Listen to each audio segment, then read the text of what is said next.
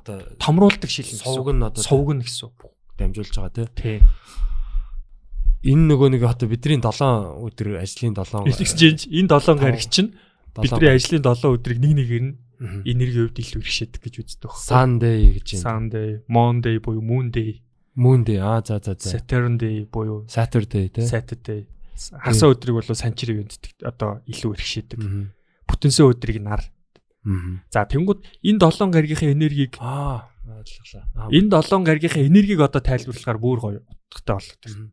За нарны энерги хүнд гэрэл гээе аливаа зүйлийг хийх ч мөч өгнө гэж.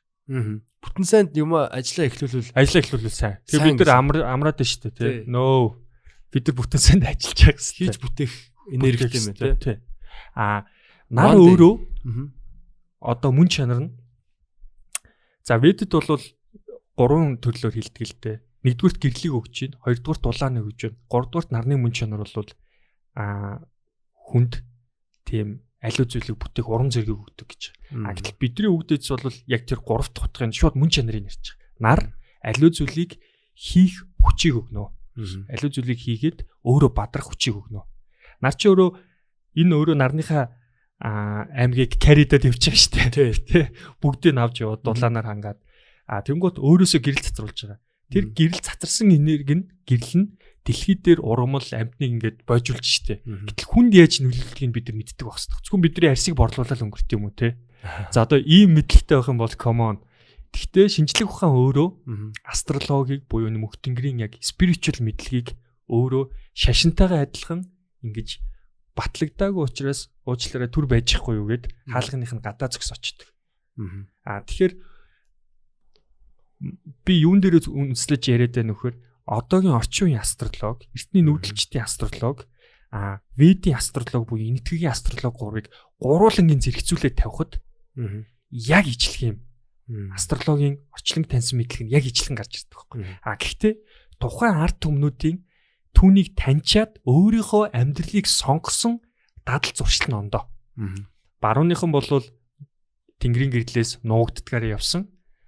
Тэрийг бүр ашигладгүй гэсэн үг амьдралтай.